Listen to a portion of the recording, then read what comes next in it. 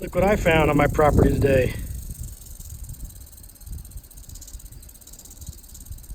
I've never seen a rattlesnake on my property before. It was hiding in the carport over there. It's hiding under those plants. And I'm gonna have to dispatch this one. Don't want any rattlesnakes. Bud, get back. Get back, bud. As you can see from this video, this western diamondback rattlesnake was none too happy to have been moved from the nice shady spot it had found under the carport. I'm actually glad I saw it because, as you see in the video, my dogs were curious and almost got too close.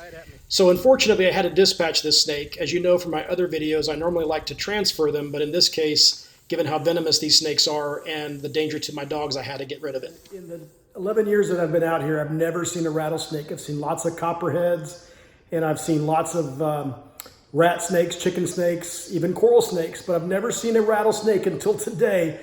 And so obviously I had to get rid of it. I had to dispatch it.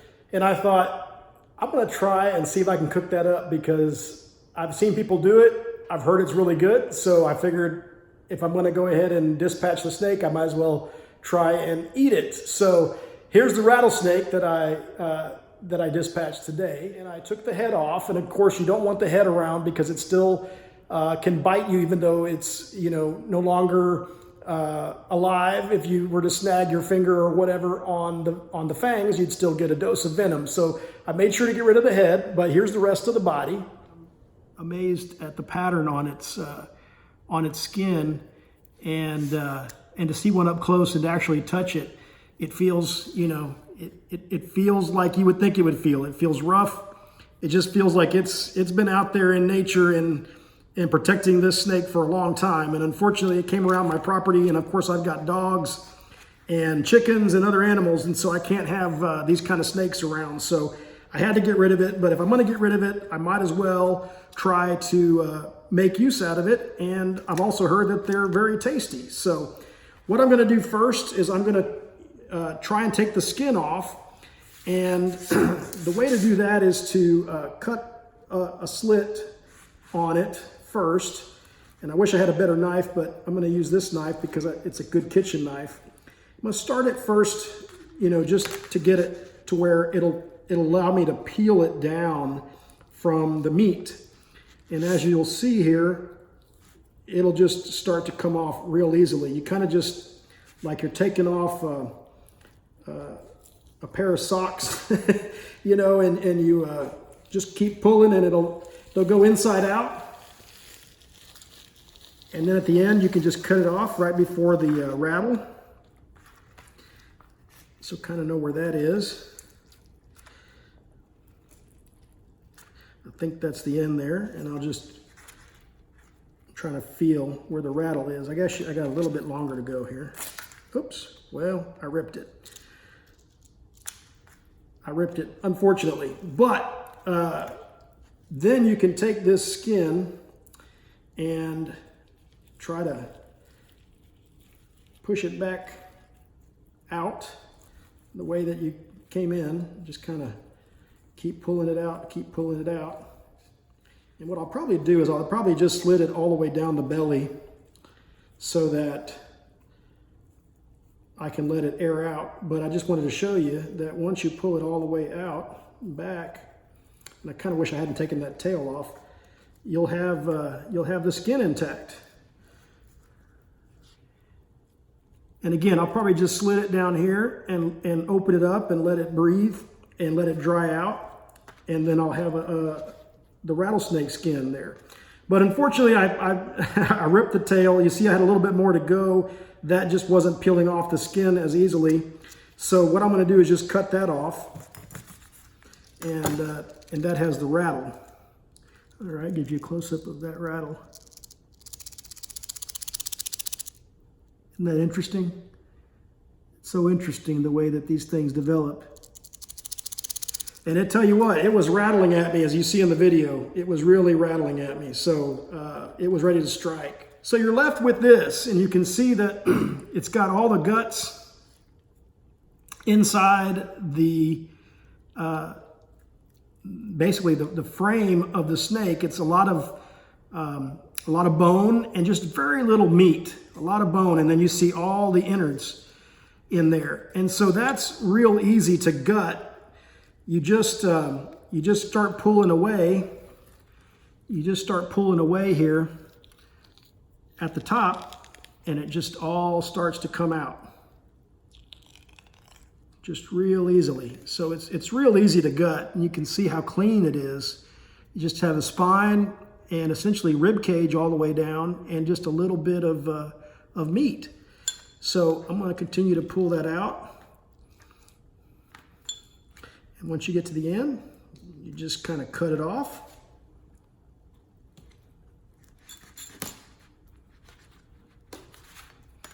And you can throw all those guts away. All right, not the rattler, but you can throw all those guts away. All right, so now that I have the snake gutted, and you can see it better in the light now, I'm gonna go ahead and just rinse it off really well in cold water.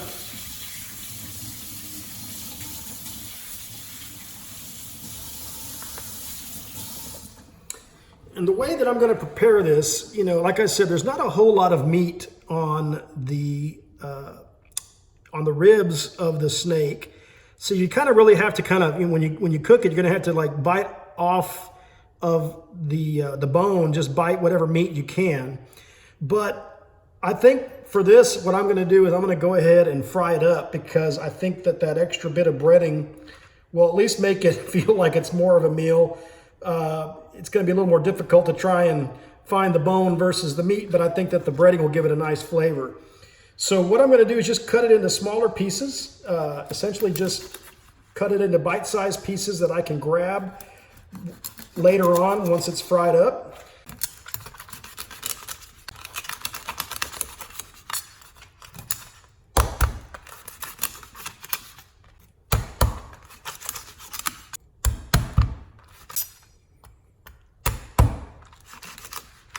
All right, so I've got some nice pieces there.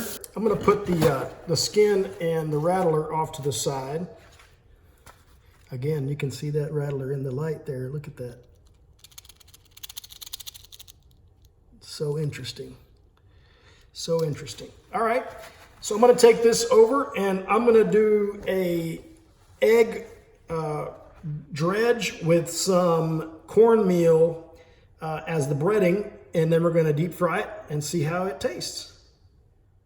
All right, so I've got my setup here. I've got the snake pieces ready to go.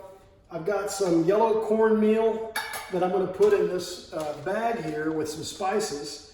And I've just got some Southwest fajita spices that I'm gonna use to add seasoning to that cornmeal. And then I've got a couple of eggs from my chicken. So they're farm fresh eggs. And I'm gonna go ahead and crack those into a bowl and mix them up really well.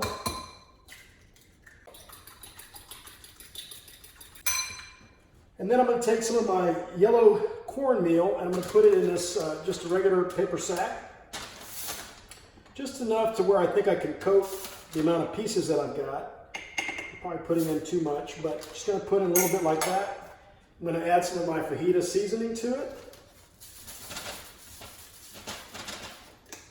And then I'm going to go ahead and shake that up.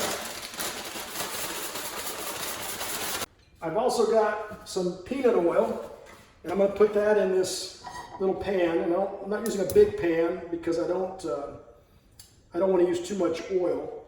I'm going to put enough to where I think it'll cover it. The other thing I'm going to do is I'm going to get a plate ready and a paper towel ready so that I can put the pieces on there when I'm done. I'm going to wait for the oil to heat up a little bit, and probably test it with a little bit of the cornmeal to see when it starts to sizzle, and then I know that I'm ready to put my rattlesnake in. Okay, I just tested the oil. I think it's hot enough. So my process is actually going to be to take the pieces of rattlesnake, and I'm going to kind of just dip them in this egg here, kind of like an egg wash, and then I'm going to dump them in the bag and kind of coat them lightly until they're just coated like that, and then I'm going to put them in the oil. I'm going to keep going.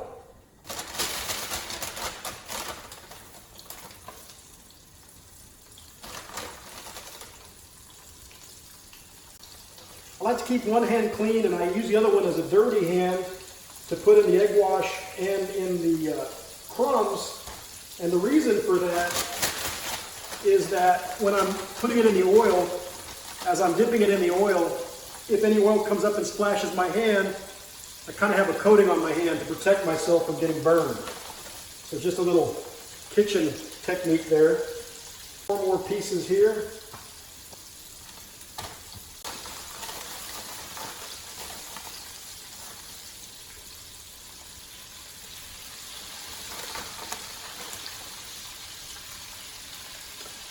And that's it. I'll let those fry up. I'll wash my hands and we'll see how they taste in a minute. I don't cook for too long, but I just want to make sure that they are cooked through and through. Golden brown and delicious, as they say. And I'm going to have my salt ready to add a little bit extra at the end when they come out and the oil's hot. All right, the snake is so thin, it doesn't take too long at all to cook it up. So I think we're done. I'm going to go ahead and take a couple pieces out here. And as I said, I just want to add a little bit of salt while they're hot. I'm going to take the rest of these out too.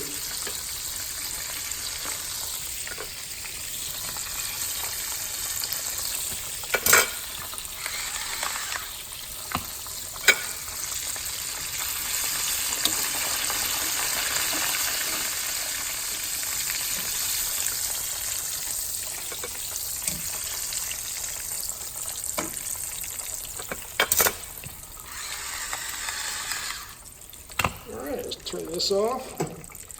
We'll let this cool down for a little bit. And then we'll see how it tastes. All right, so I got the rattlesnake fried up. It's cooled off a little bit, so it's not too hot. Can't think of anything better to go with Texas rattlesnake than a Texas beer. So let's give this a go. Let's see how it is. My first piece ever.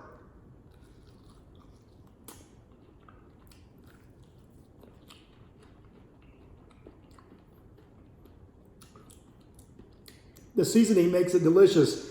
It's got a rubbery texture to it, but it's a very mild flavor.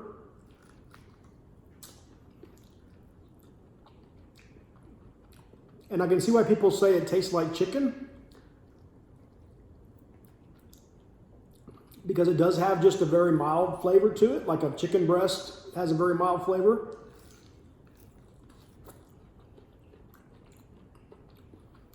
But it's really good. So appreciate you guys watching. Thanks so much. And if you like this video, please give a thumbs up below and check out some of my other videos. Take care.